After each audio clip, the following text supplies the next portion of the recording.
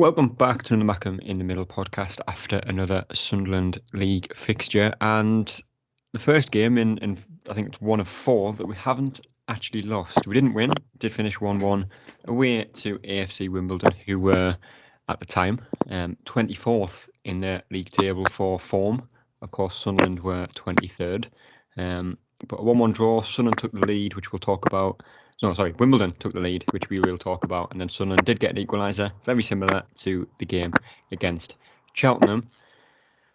But I suppose the first thing, Michael, somewhat of a positive, not really. We didn't lose. And like Alex Pritchard said after the game, the sort of rut is over.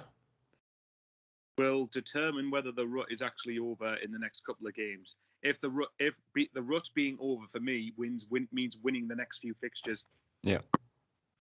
I guess another positive, we were just talking about it at the time of recording. Rotherham beat Sheffield Wednesday, so thanks Rotherham for giving us a better chance than we give ourselves, which is quite embarrassing because not long ago we probably would have wanted Sheffield to win this game, but now with Rotherham United in the third tier of English football, which says it. As for the game, yeah, it's slightly less crap than the last two was the best way of putting it, but it's still, this last week has broken me completely and utterly broken me. When you took 1 point, I think you could say this year, to be fair. Oh yeah, so far, but the last week especially, when you look at who we were playing, where they were in the league, you look at the highest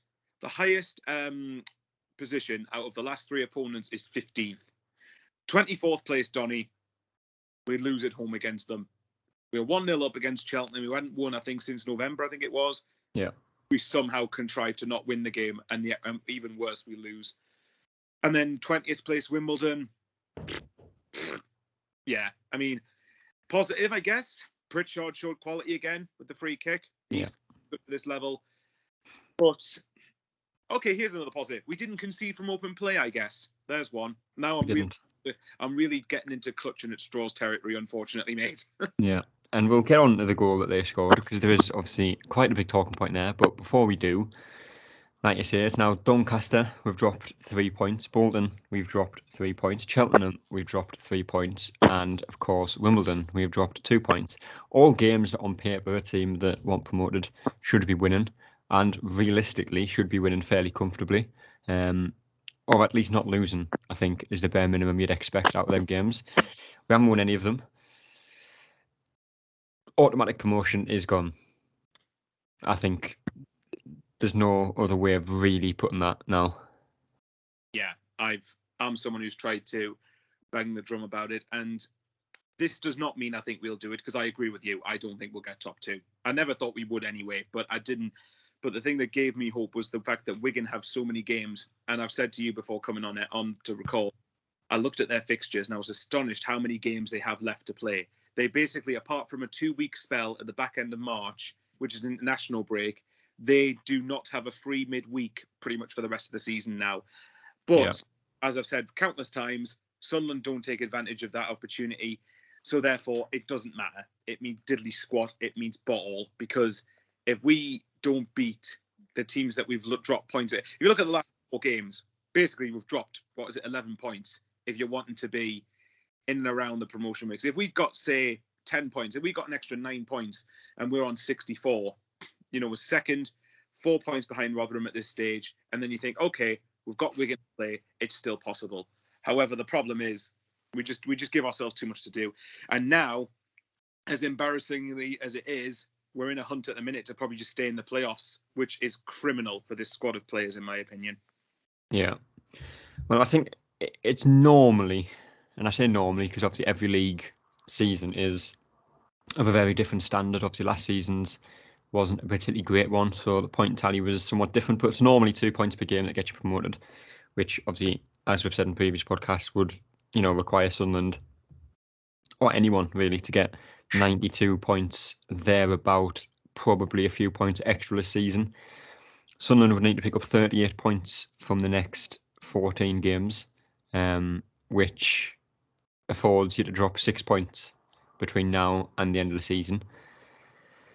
So It's possible, I suppose, for Sunderland to finish top two. We've still got Wigan to play, still got Rotherham to play, but based off how we're playing currently, the issues that have been highlighted in terms of, which we'll get onto, young players playing too much football, experienced players not playing enough football. It's possible, but would probably be a bigger miracle than Sunderland's season under Poyet when we stayed up. You could make a strong argument for that to be the case. I mean, for us to get top two now, Wigan, I think, have got Crewe on home on Tuesday. So if Wigan have any competence about them, which they have done so far, they'll win that game. And even so, then they've got Rotherham and Wycombe away after that. For this to happen, say Wigan win on Tuesday, they'd have to lose at Rotherham and Wigan. At Wycombe rather. We have to win the next two games, MK Dons and Burton, and then we have to go and beat Wigan.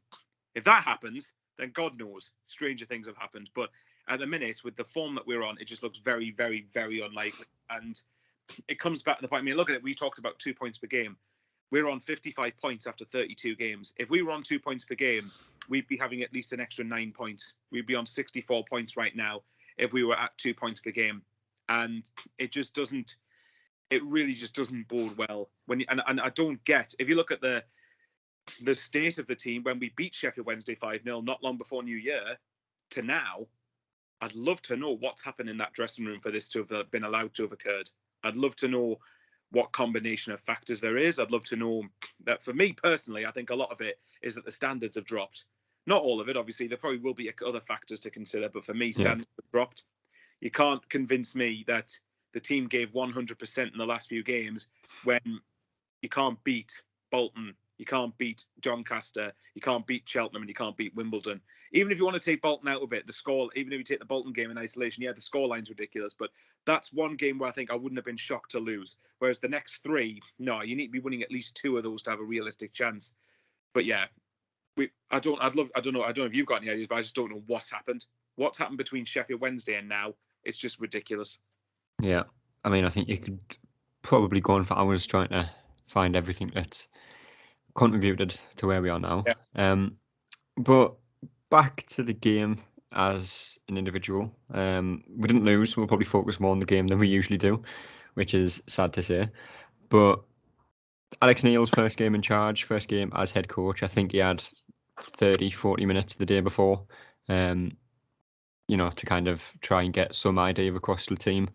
Never really going to see much of a difference in the game with that, little preparation from the new head coach. But he came in, made changes. I think we went back to a kind of 4-3-3, three midfielders, which we haven't used for quite a while, in Matete, Neil and Winchester. Very strong lineup, and I think Sunderland didn't start the game badly. Passing forward, creating chances. But the turning point in the game was obviously their goal. That is never, ever, ever a handball. No, it's not. And if anything, it's our free kick because the handball, I can't remember who it was that was competing against Doyle to win the ball, but I'm sure he handballs it in the build-up to the penalty being awarded. So if you could, there's someone in the crowd, and I think Danny pointed it out after the game or during the game or whatever it was, and there's someone in the Sunderland end claiming for handball. And I'd find that very hard to believe it was a Wimbledon fan in the home end claimed handball. I'd imagine it was a Sunderland fan claiming handball in the Wimbledon player. I'd be amazed if he was claiming for a Wimbledon penalty. But, even if it doesn't hit the Wimbledon hand, we don't really know. You only see one angle, especially with away games now. First of all, there's so many factors to the handball. First of all, I don't think it hits his arm at all. Second of all, if it does, to me, it looks like it bounces off his leg or his thigh or whatever onto his arm. And the third one is he is half a yard away. As your leg comes up in football, I think it's probably natural for your arm to come up. So it's not an unnatural position. It's not a deliberate handball. It's a deflection onto his arm, if it even hits his arm at all.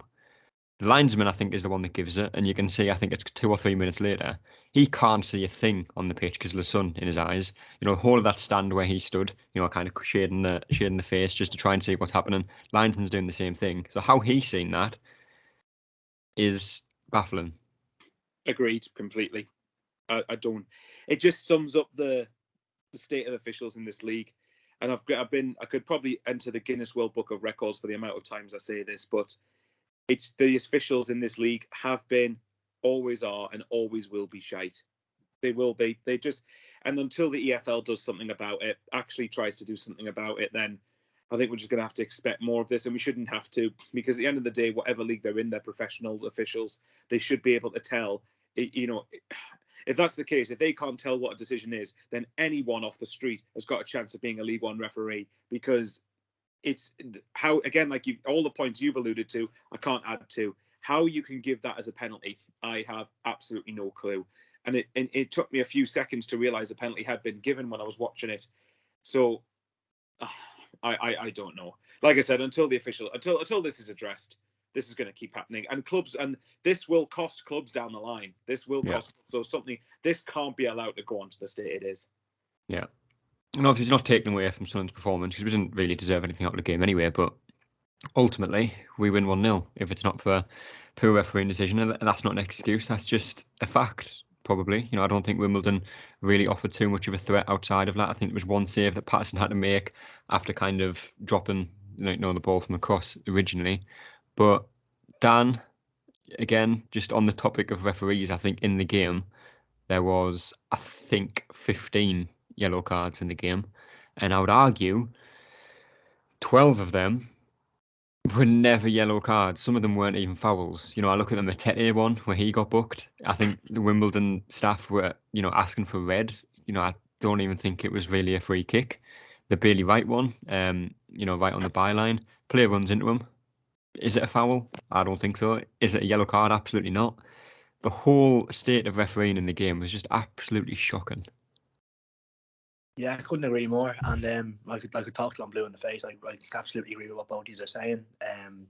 It's just not good enough, and it's cost us over the course of the season, over the course of previous seasons, and it will cost many clubs in the league until something is done about it.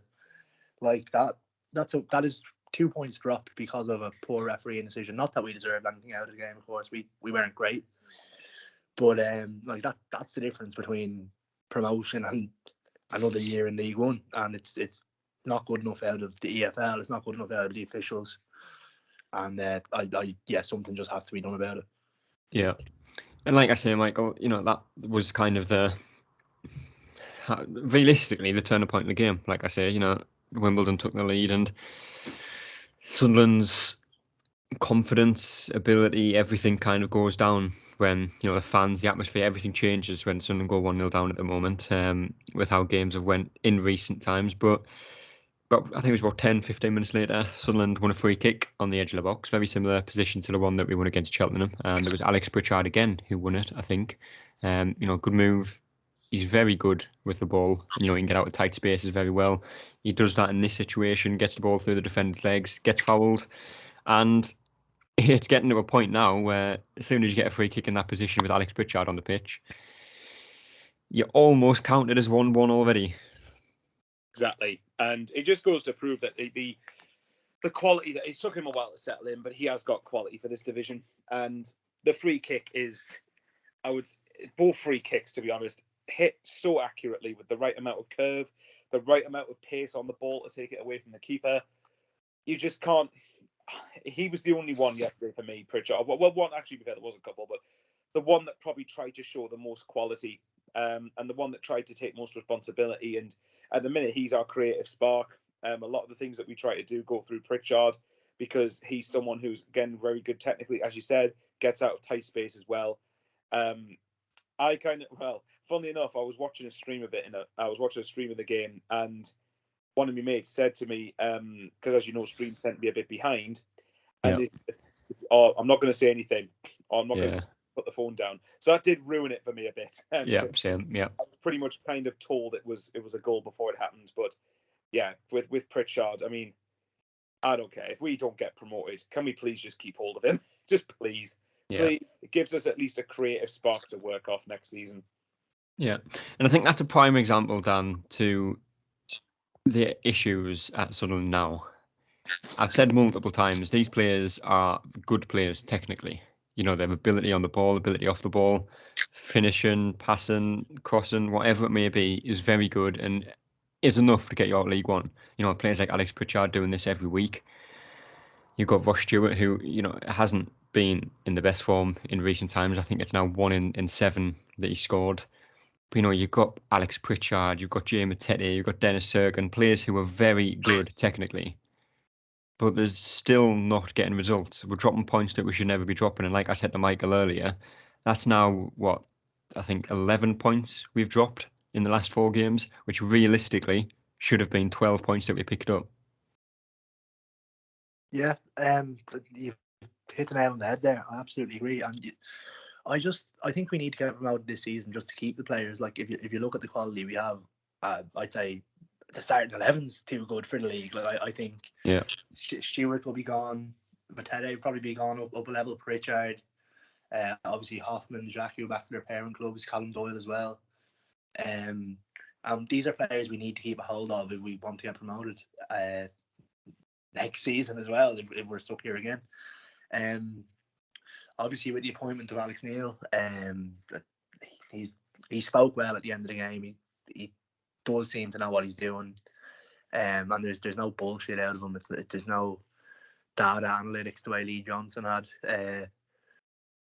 So yeah, I do feel like if we don't go up this year, we're going to lose probably our starting 11 and a few rotation players as well. Obviously, Serkin, Niall Huggins isn't back from injury yet. All those players are key to us going up and progressing. So yeah, it's a long way back if we don't go up this year. Yeah. The second half, Michael, I don't think was a particularly pleasing watch for anyone, really. I don't think Sunderland, off the top of my head, trying to remember back to the game, created anything in the game. Wimbledon, likewise, I don't think they really threatened Sunderland's goal at all. It was kind of all played in the middle of the pitch, a lot of passing without any intent, a lot of, instances where we lost possession cheaply, and plenty of fouls, obviously. Like I said, 15 yellow cards in the game, I think it was. So it was a very stop-start game. We made changes. I think it was about on the hour mark. Jermaine Defoe and Corby Evans came on. The latter, I don't really know why he came on in a game that we were trailing. But Sunderland just can't perform for 90 minutes anymore. I say anymore as if we have really done all season, because we haven't. But there was instances so far this season under Johnson earlier in the year where the first 45 minutes we did enough to win the game. But we aren't even doing enough in the first 45 to suffice for an absolutely dreadful second half in what's been the Cheltenham game, Doncaster, Bolton, yesterday's game against Wimbledon. It's very worrying if Sunderland are, get back on the run that they need to be going into the playoffs, like I say, which looks like we are going to be heading for. Something has to change, and it has to change pretty quickly. The best hope I think I've got of that is Alex Neil, which I know we haven't really talked about very much, but I think he's, if you look at if you look at what the way that Norwich went up, and I know it was 7 years ago, but I don't think that doesn't make the point less relevant for me. He came in with a side that was underachieving, which I think this squad is. I think it is underperforming, and came in and galvanised them and got them onto a mental run, and then I think they ended up winning the playoffs because of that. That's what gives me the hope we can do that. But you're right. If we don't start performing for 90 minutes fairly consistently, then forget promotion, forget finishing in the top. Well, probably finish in the top 6, but certainly forget winning them, because you can't keep going on in games by just performing if and when you want to choose. You've got to do it consistently. And the fact of the matter is, the last few games, these players have had it in them to perform consistently against the level of opponent that we have been for a good portion of the game. And if we do that, we win the game. Now, if you perform, we recently performed for 45 minutes at best at the moment, and it's not good. If you want to get promoted, which always should be the aim for Sunderland in this league, and only going up from this league this season is an acceptable season, then we're not going to do it, are we? Yeah, and it is getting very tight. Obviously, we talked about the Rotherham game. Sheffield Wednesday lost today, so that does help us a little bit. I think had Sheffield Wednesday won that game, they would be on level points, I think, with us. Slightly worse goal difference, obviously depending on the result. But with one game in hand, Plymouth have 2 games in hand on us. Wickham have 1 game in hand, and obviously MK Dons are 2 points above us, and we have them to play next. I believe it is on Saturday at home. So it's very close to the playoffs now, which should never have, we should never have gotten in this situation given how well we were doing at the start of the season. And realistically, like I said last week, up until the Portsmouth game, really, where we lost 4-0, and that's when the results started to kind of tamper out a little bit. But, we've seen from previous seasons, Dan, the one where Johnson came in, we went into the playoffs, and I think we won 1 in 8 going into the playoffs, went to Lincoln away, got absolutely battered. Performance improved in the home leg in the semi-final, but they got the goal and held on to it and ended up going through. It is vital for Sunderland to, like I said, just get themselves back together, get the basics done, get players match fit that aren't match fit. Jermaine Defoe, whoever else might be, Jamali, Broadhead if he's back anytime soon. I'm not sure when he is due back, but also making sure that the players of Dan Neil, Callum Doyle, Dennis Sirk and possibly Ross Stewart get some rest, because no matter how good of a player you are, I think Kevin De Bruyne was an example I made the other day. Even he doesn't play week in, week out and maintain the same level of performance that, you're used to.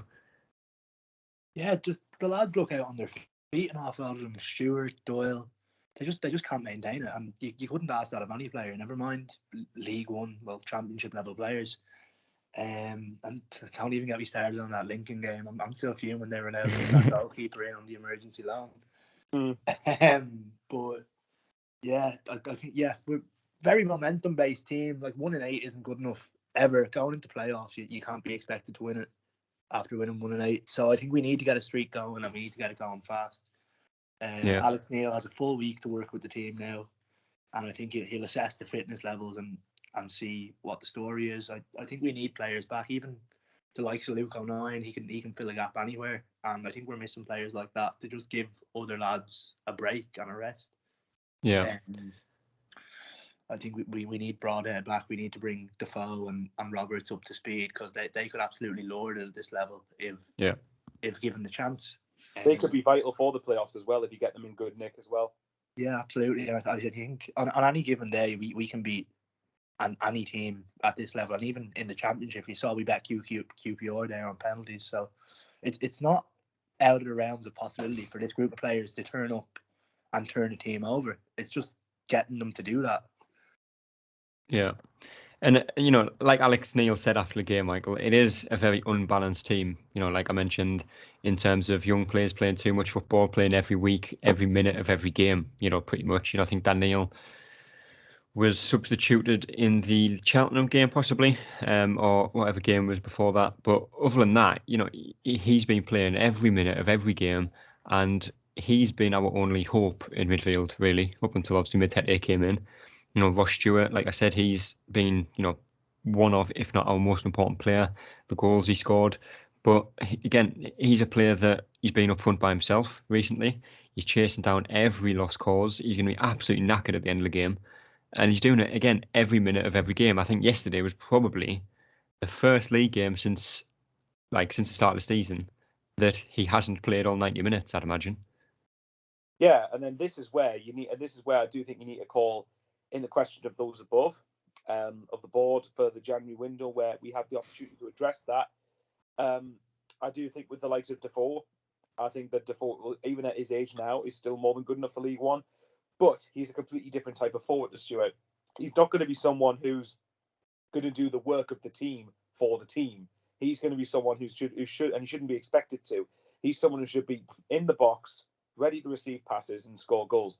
But the point is, this is where the recruitment have got to say, well, hang on, then why did we not do everything we could to make sure that this didn't happen, basically? And you're right, we have been playing a lot of players, and to a degree, a lot of them have got burnout. But at the same time, again, for me, it's also as much about standards. I think the standard levels and I don't know if there's anyone on the pitch that's trying to drive each other to really replicate the form we were doing at the start of the season. Because at times when we play at our absolute best, and this probably goes back to, I think it was Dan who said, a momentum-based team. When we're at our best, for me, we're the best football inside in the league, which I know sounds stupid considering that Rotherham are, 13 points ahead of us. But yeah. I think that Rotherham are probably the best functional team in the league. And again, Sheffield, when I looked at them defensively, they actually look very rock solid, something we should be doing, really. However, when we're at our best, we're the best football inside the league. But it probably comes down to the fact, again, it's down to momentum, it's down to confidence, it's down to standards, whatever it is. And when we're not at our best, players just look flat. And yeah, you're right. A good part of that could be the fact that they're expected to play week in, week out. But that goes back to squad depth, which again, the recruitment team really should have addressed in January. Yeah. Well, what we'll do is we'll go into player ratings. We haven't done that for a while. After a defeat, I don't think it's very fair or enjoyable to do player ratings, and I don't think it's going to be particularly enjoyable this time round either. But we didn't lose, so we will do them. And Michael, we'll start with you with Patterson. Conceded a penalty, which it's one of them things keeper's not really expected to save. There was one part in the game where, like I mentioned, I think a corner came in, he dropped it, but made a good save in the rebound. Looked a bit nervous when balls were getting put in the box, but nothing came of it. So probably to go with a 6. Yeah, standard 6. Again, I think I agree with you. I think I've seen a couple of people say Patterson kept us in the game, and I disagree. I think that Wimbledon looked pretty poor. I think it looked bang average. We just didn't look great ourselves. And Patterson, apart from one effort which he did drop, can't remember him having that much to do. So, and as you said with the penalty, it's a game, it's a chance of luck if you save it or not. So yeah, 6 is fair for me. Yeah, and done.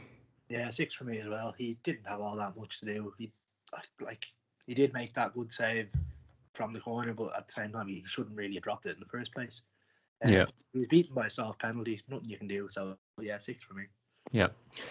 Hume, second game for Sunderland. I think he was, one of our better players against Cheltenham, especially in the first half. And I think he was okay again in the game yesterday. I'd probably go with a 6 again, Michael. I don't think he did much wrong. Got forward fairly well, put some decent balls in the box that we just weren't able to get on the end of. But I'd probably go with a 6. Yeah, about right. I can't remember anything particularly from Wimbledon when they did try to go forward, coming down his side. I think he was solid enough. So yeah, it's going to be a standard, yet another standard 6. Yeah, and then. Yeah, same again. He would play better in the first half, but dipped in the second, like the rest of the team. Went forward well. He looked very comfortable on the ball. I think he'll only improve with more games. So, yeah, 6. Yeah. Billy White back in the team, Michael, a player that I know you'd like. I think many do as well. And I think he came in and, I think he certainly made a difference. He's not the biggest. Danny Bart is a much bigger defender, but I think, he's very experienced. Obviously, he was captain when he was at Bristol City. Brought that into the starting 11.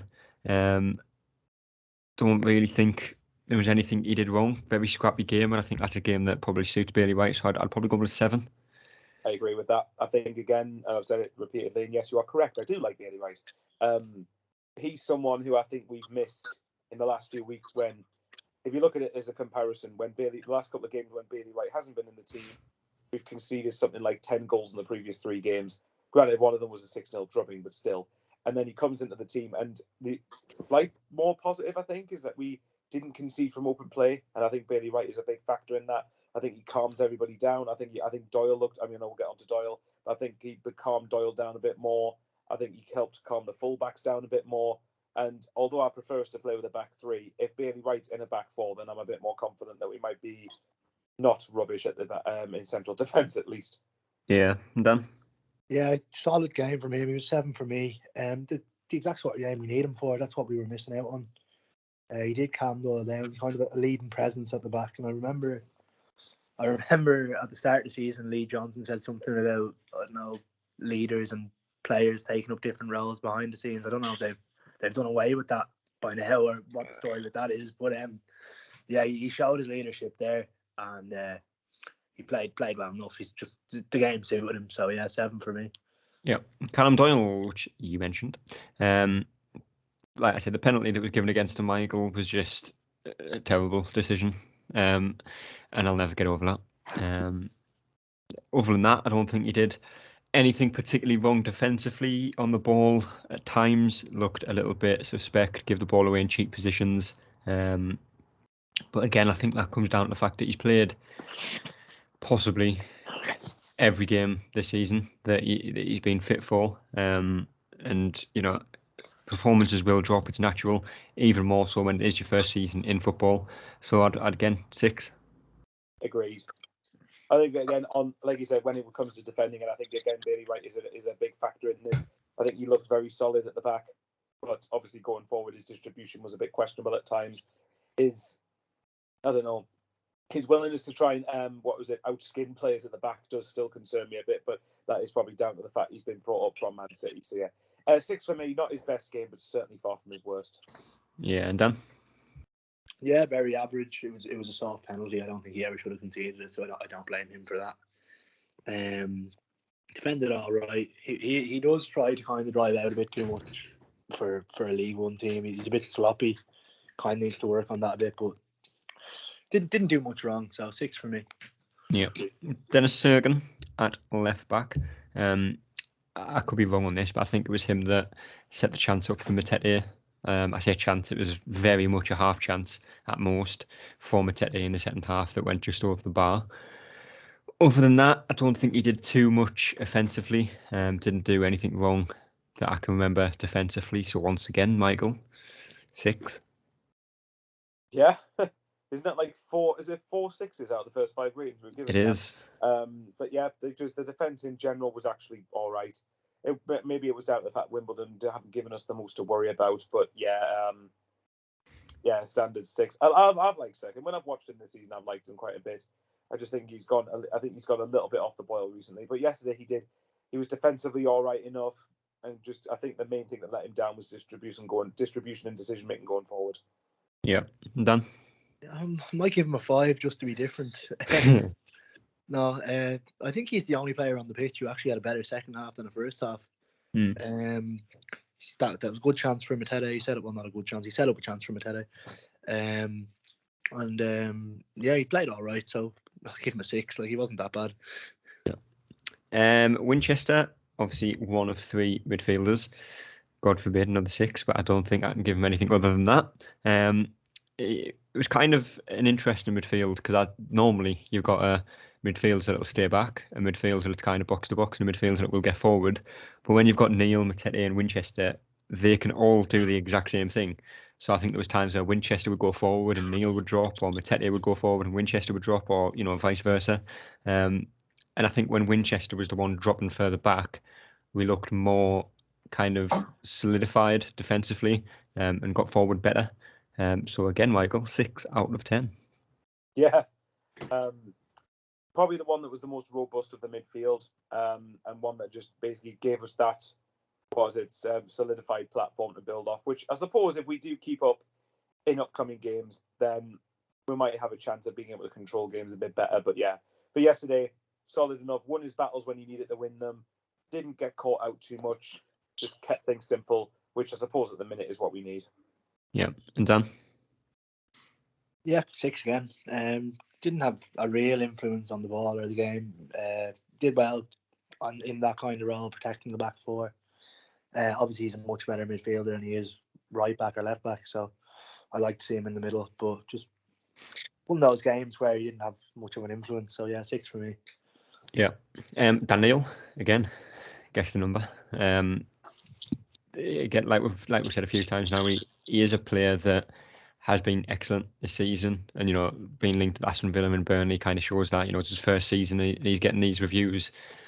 But in recent weeks, probably the last 5 games potentially, he has dropped off quite a bit, and there's those people who claim that he's dropped off ever since Villa or whoever were rumoured to be interested, and I don't believe in that for a second. I think it's literally a case of a young player, first season in adult football, playing too much football and having too much expectation on him as well. Because like I say, he is the midfielder that if you took out of our team, we struggle without, he's the one that will make that forward pass. Granted, hasn't come off recently, but he is the player that will look for that forward pass, that killer pass through the final third and create a chance. No one else can really do that, but I think it is time for him to, maybe sit the next game, next 2 games out, potentially come on last 20 minutes of a game if we need to get a goal. But yeah, I'm not even going to say the number, Michael. Oh, I'll say it for you then. I know solid 6 again. Yeah. Neil, I am with you. I don't believe the fact that Neil's performances have dropped because he was linked to Villa and all that, because for me, that doesn't really put you in a good light if you're saying, oh, well, as soon as anyone's interested in you, the performance drops, which indicates you want to leave. But yeah, I agree with you. I mean, what is he, even 20 years old at oldest? Yeah. Maybe even 19. So, and he's had way much more expectation and pressure on him than what he should have had really for his first season in professional football. But for yesterday, again, I think a lot of people were looking at him to try and make something happen, and it shouldn't be the case. Players around him should be stepping up just as much, if not more so. But yeah, he was all right yesterday. But I agree with you. He might need to have a little spell out of the side just to sort of get some energy back. Yeah. And Daniel, for you then? Yeah, I actually think he was born in 2001, Michael. So that just shows his age. No one doubts his ability as a player. He's an excellent footballer, but he's just played too much. I'm not even going to say the number.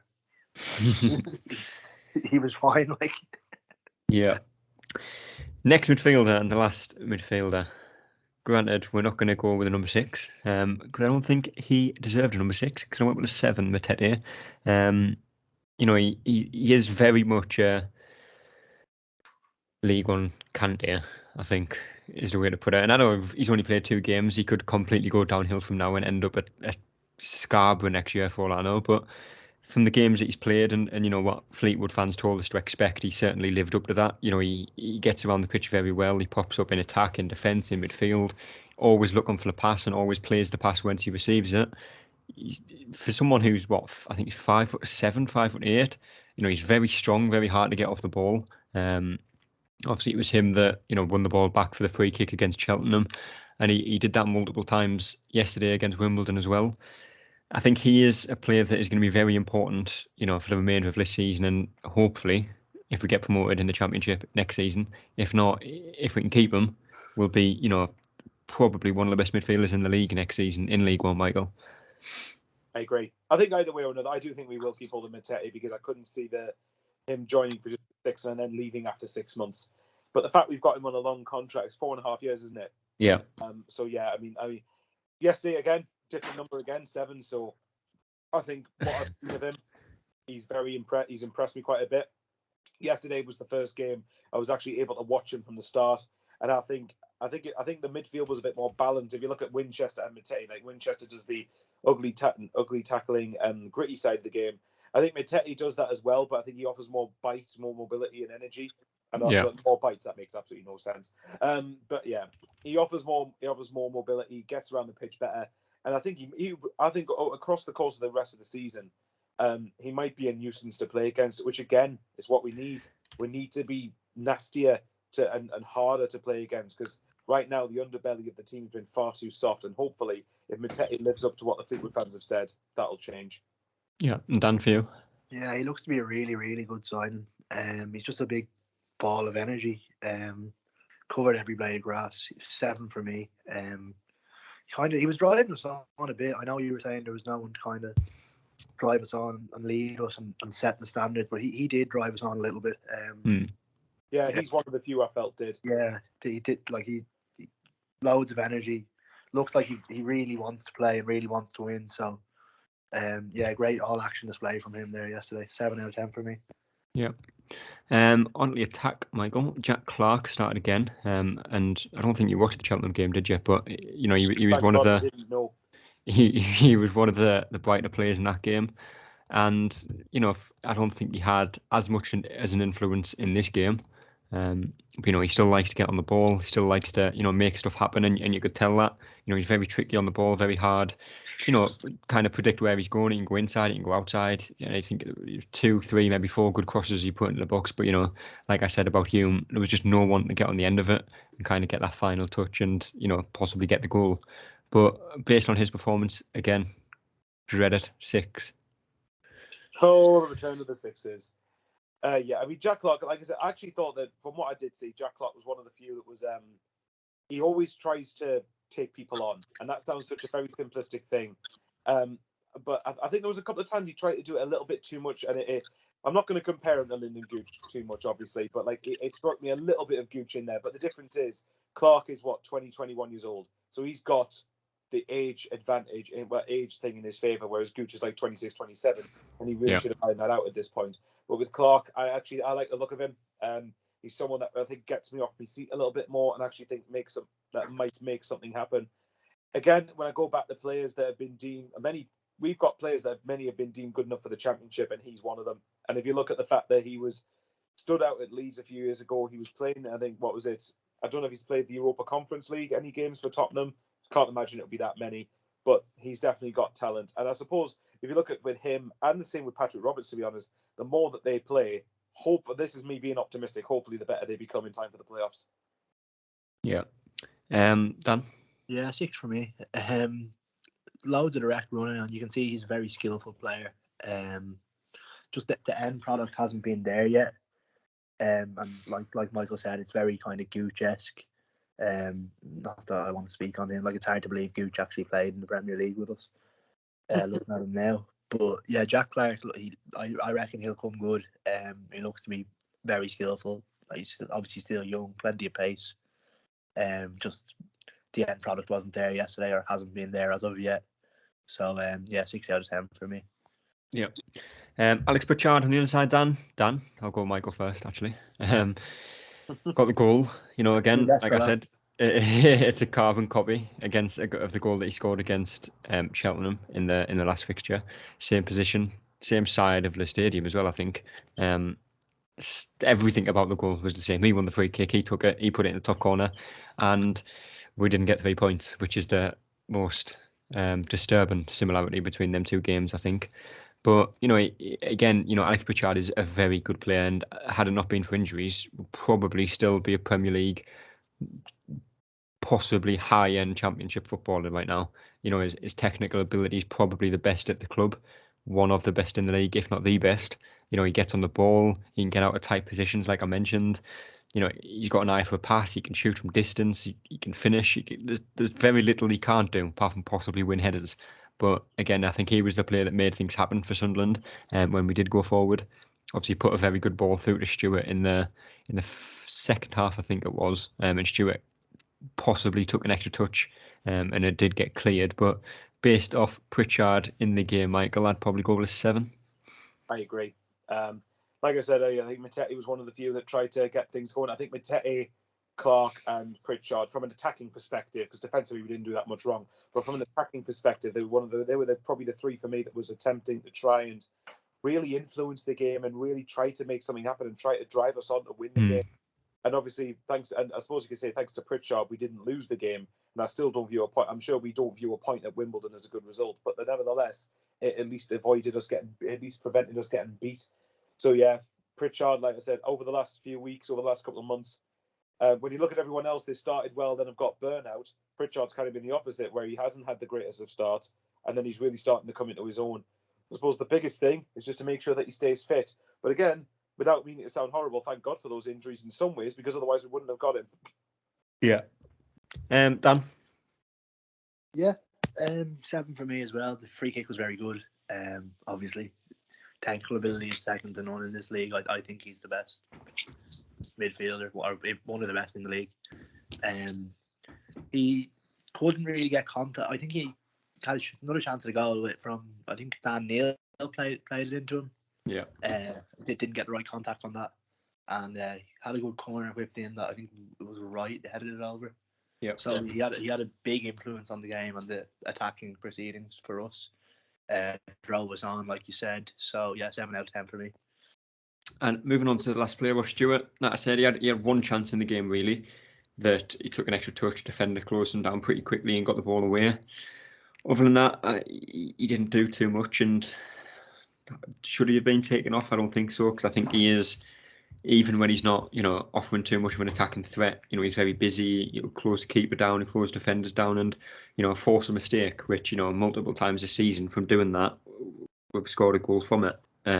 So I wouldn't have necessarily agreed taking him off, but granted he didn't do much in the game and hasn't done much recently. But again, he's a player that's played a lot of football, had an over-reliance really on him, certainly recently, to kind of get the goals.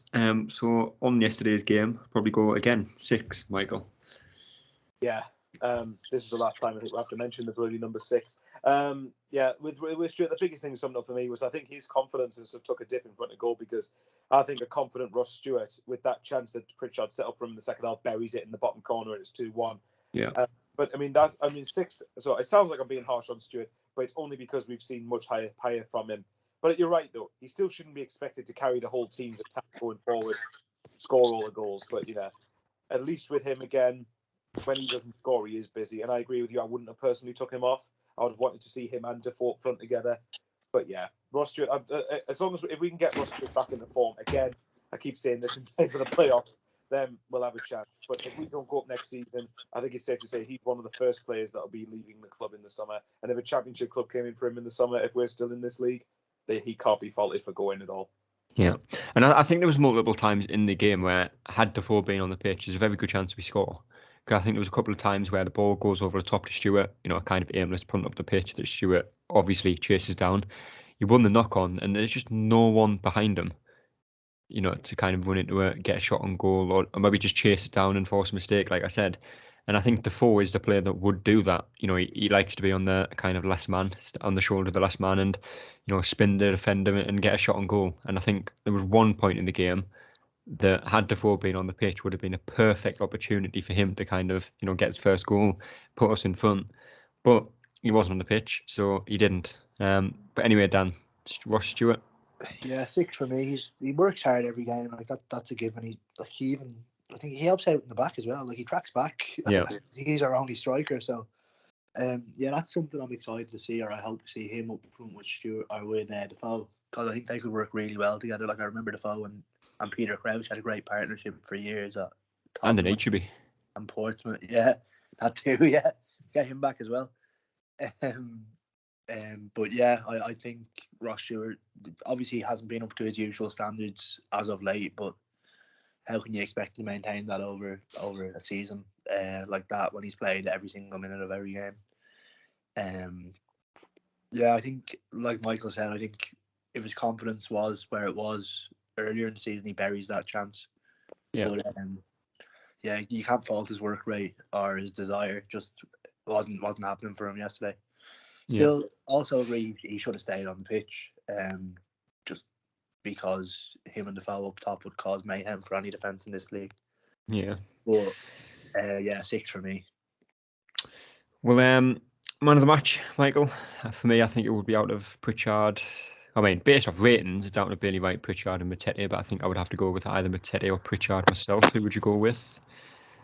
Put me on the spot here. I'm going to go Matete just to be a bit different. I think if you gave it to Pritchard, I couldn't complain really. But I think across the whole game, I think Matete made just slightly a bigger impact than Pritchard did. But Pritchard, if he gets it, I won't be too bothered. Yeah, Dan, for you? Yeah, I actually agree with Michael. I think Matete deserves it. Other than the goal in the first half for Pritchard, obviously it was a great free kick. I don't think he had all that much influence in the first half. Whereas Matete was kind of driving us on for 90 minutes. So I'd go with him as well, yeah. Yeah. Well, like we said, it's a week break for Sunderland. Alex Neil, I'd imagine will either be dreading it or loving the idea of it. Plenty of work to do, plenty of kind of issues to try and iron out between now and Saturday, where we do play MK Dons, who are third in the table. Like we said right at the start, automatics are looking very unlikely. If Sunderland want to have even a glimmer of hope of getting automatics, need to win that game. And realistically, even for the chances of playoffs, need to win that game. It's not going to be an easy one, probably the toughest one yet, possibly probably the hardest game we've played this year, to be honest. MK Dons, very good informed side, very good respected manager in Liam Manning, I think it is, and they've got a very young squad like us. But unlike us, they are currently getting results. So it'll be an interesting one to watch. But predictions from it, Michael? Well, I was just looking at Don's last couple of results, and the last game they've drawn. This is a tough one. MK Dons have been one of the better away sides recently, but at home, aside from, I know at home haven't been great recently, but at home we've generally been quite strong. Oh,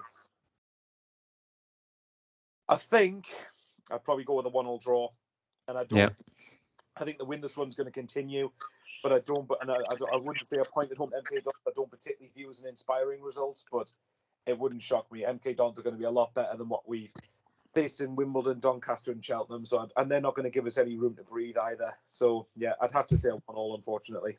Yeah, I think I would agree with that, Dan. Oh, I'm going to go optimistic. I like that. Just the positivity in me veins, lad.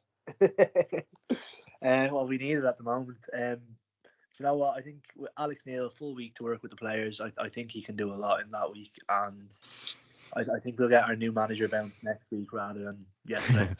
So I'm going to go with. I mean, just before you give it, Yeah. it is quite interesting that this is the first club that Alex Neil's managed where he hasn't won the first game. So it's another example of Sunderland breaking ridiculously stupid streaks or facts or whatever and turning them into negatives. But anyway, continue. Yeah, I say it every time I'm on the podcast. It's typical Sunderland, isn't it? Like we're in League One forever. But no. Do you know what? We're going to beat MK Dons. Jermaine Defoe is going to get his first goal, and we're going to win 2-1. The one thing I would say is that yes, I think top two looks unlikely, but these next couple of weeks with the fact that Wigan after Tuesday have got, I think, is it Rotherham next Friday, Wycombe the following Tuesday. Their games you can see them getting beat, and then they've got us afterwards. Yeah, I think top two is very unlikely, but these next 2 weeks for me is like last chance saloon for Sunderland to have any hope of the top two. And I mean, it's going to be. It's possible. Responsibility. We have it. We have half a chance. It's about time to start taking it. Yeah, and I think the saying goes, "It's possible until it's not possible." Yeah, so we'll wait and see. But I think if the next 2 weeks after Wigan don't go the way we want, then I think it's not just pretty much like it is done at that point, and then at least we can start to look ahead to the playoffs and hopefully just get some form. We need to get a good run of form regardless, whether we're going for top two or whether to prepare for the playoffs. We need to get a good win streak going. And Alex Neil does provide me hope he can do that. Hopefully so. Hopefully starting on Saturday, we never lose another game this season. Finish top of the league. Jermaine Defoe in the 97th minute against Mackem to win us the division. Hopefully. That would be a perfect scenario. Is it going to happen? Probably not. Yes, absolutely. We'll see. But we'll be back to talk about the MK Dons game next Sunday, which it will be out then. Hopefully, at the very least, another point. Definitely not a defeat. Ultimately, we won 3 points, and I'm going to say that we're going to win 4-0. Granted, every time I've said that, it's never went well, but I'm going to say 4-0. Try reverse psychology, see if that works. I'm not going to specify which team, 4-0, but it's going to finish 4-0. But like I say, we'll be back next Sunday to talk about that game. But until then, we will see you later. That's all, folks.